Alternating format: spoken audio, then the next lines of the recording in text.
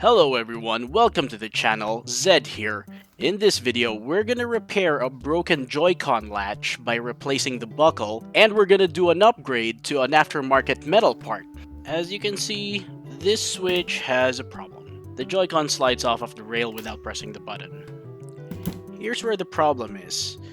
The buckle, which is that latch, look at this part right here. Yeah, those two tabs on both Joy-Cons are what hold the Joy-Con into place when you snap them into the main unit. Now you see the red one is in good condition. The blue one, while not as obvious, is a little shaved off. That's why it slides off even without being pressed. Now we're going to replace that, and I'm going to show you how. Let's get started. To do this fix, we're gonna need a screwdriver. I like to use a multi-bit electric screwdriver, but your mileage may vary. And we're gonna need a Phillips 000 bit and a wide 00 bit, which is the same thing as a 1.5mm if you're looking at these toolkits. That may be confusing for some because it was difficult for me to look for it at first. We're gonna need a part separator, and tweezers are highly recommended, although not necessary. I like to use magnets to keep my screws in place and to not lose them. And I set them up like this.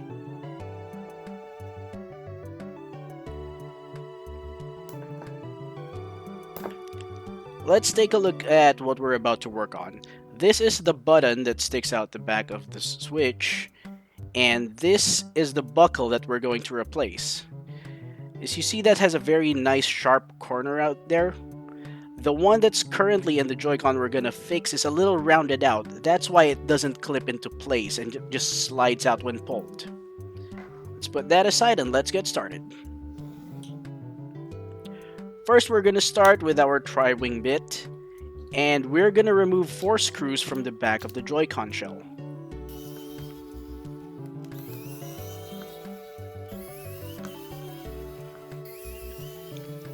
Then we take our part separator, and you want to start in the corner on the outer edge because the inner edge has 2 ribbon cables hanging off of it, and you'll see them right here.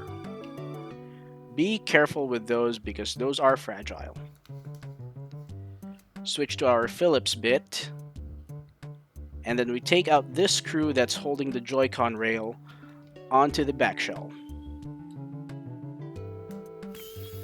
Carefully lift up the Joy-Con rail. The first time might be a little hard because there's adhesive right there. Make sure to keep the button intact and put that aside. The next thing we're gonna do is we take out this screw that's holding down the shield for the buckle. And then we take out that shield. As you see here, I had a little bit of trouble using the plastic part separator with this part, so I had to use a metal screwdriver.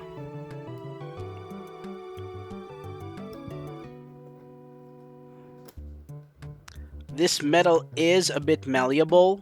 You'll see that I bent it out of shape here, but it's very easy to just bend it back into place, so don't worry about that too much.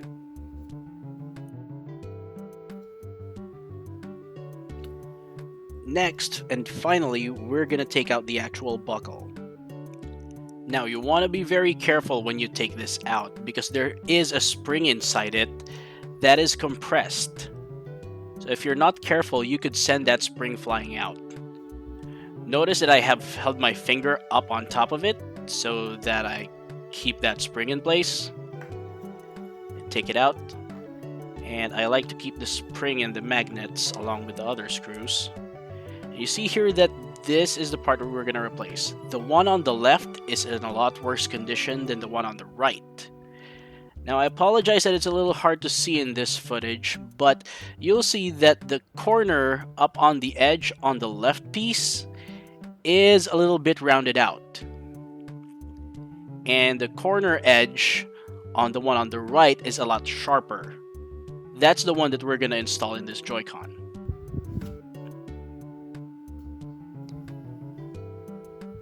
And to just reverse the disassembly process, we take the spring, put it inside the buckle, and then compress it. Again, be careful not to send this spring flying. Now insert the buckle back into its socket while compressing the spring. This process is actually not as hard as I'm making it look, but at this exact moment there's a camera in front of my face and it was difficult for me to see what I'm doing. But just use the flat part of any tool that you have to push the spring inside the buckle and then gently push the buckle down into the socket. And you want to make sure that that spring is straight so that it springs back correctly when pressed down and then lifted. Right there, perfect. Now I'm pointing at here 2 slots, which is where the shield slots into. Let me just bend this back into shape because I mutilated it. Sorry, shield. And then insert it into those 2 slots. And then press it down all the way.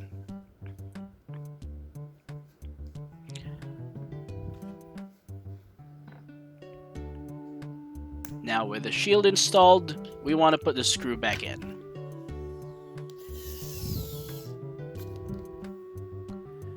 Make sure that the button is aligned properly in the back shell before you reinstall the Joy-Con rail.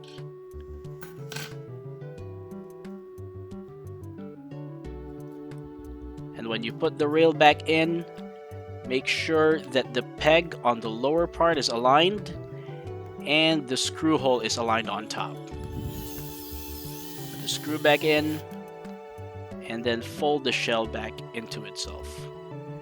Now those 2 ribbon cables fold right over the battery. Make sure that you don't get it snagged when you snap the 2 shells back into place.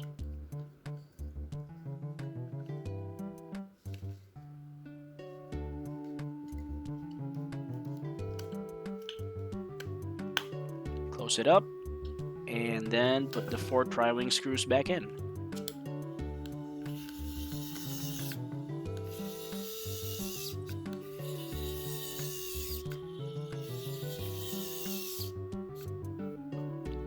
And we are done. You see now that edge is a lot more defined than what it was previously, which was very curved out. And side by side with the other Joy-Con, you're gonna see that that edge on that corner is identical. Now these would now snap back into place and hold its position. Now some people would suggest that the buckle is an intentional weak point, so that if you accidentally drop your switch, it's just gonna break that buckle off, but the Joy-Con is still gonna be usable. It's just gonna slide off when you're in handheld mode. But what that suggests is that instead of breaking off the entire Joy-Con rail or even damaging your screen, it's just that tiny plastic bit that gets damaged, and your switch is still usable.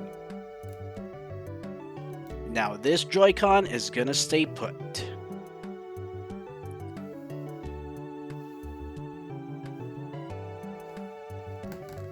Perfect. Now let's talk about the aftermarket parts. You see here that this thing combines both the rear button and the buckle into one single metal piece. And what that does is that it gives a lot of extra rigidity that you didn't previously have. Now when it comes to that issue of that intentional weak point, that's not going to be a problem if you're using a wraparound case like this one. You're going to see that that metal button is going to stick out the back, and it's going to have a metal buckle inside. Now these are the Joy-Cons that we're going to upgrade. You see, there's currently nothing wrong with them. You see that those tabs on the buckles are still a sharp edge, but we're going to want to upgrade this just because. And just like before, we're gonna take out the tri-wing screws on the back of the Joy-Con. We're gonna pop it open with our part separator. Again, from the outer edge, taking care of the ribbon cables. Take out the screw that holds the Joy-Con rail and the screw that holds the buckle shield. Take out the shield and take out the buckle. Careful with the spring.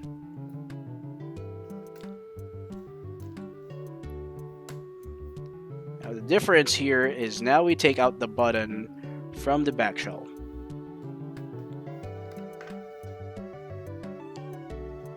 And then we take our metal buckle, install the spring like we did with the previous one, insert it, compress the spring, push it down. Put the shield back on, all the way.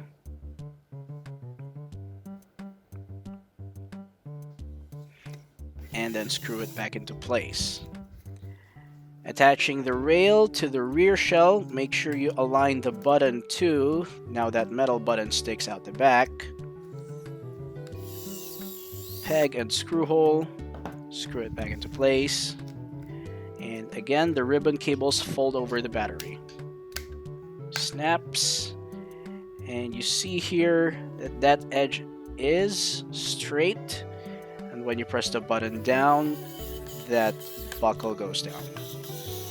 Tri-wing screws, and hear the snap. That is a satisfying snap, and this Joy-Con is not gonna come off. Let's do a speed run on this one.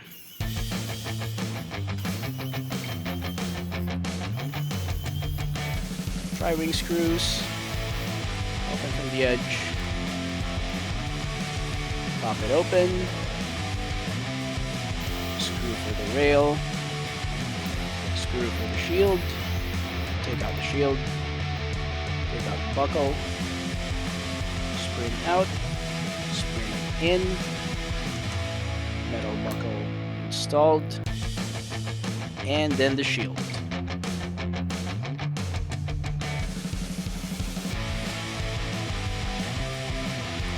Screw for the shield, take out the button, align the button, the peg and the screw hole, and screw.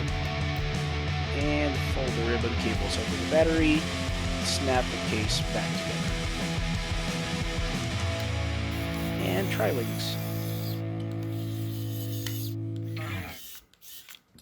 And we're done. And then let's listen for that nice snap again.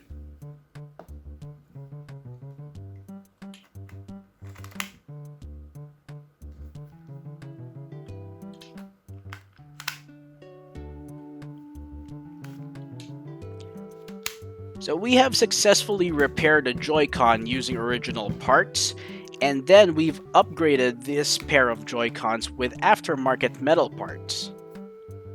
Now if you're gonna have any problems with Joy-Cons that slip out of the rails, now you're gonna know how to repair them. These buckles are incredibly cheap. They're available on Amazon and AliExpress. They're like $5 US for 2 pairs. So yeah, I like them. I think they're worth it. And if you think so too, go ahead and try it out yourself. Now you know how to do it too. And if you enjoyed this video or found it helpful, please consider dropping a thumbs up and subscribing to the channel. Or tell me what you think in the comments. Thank you so much for watching. I'm Zedd, and I'll see you in the next video.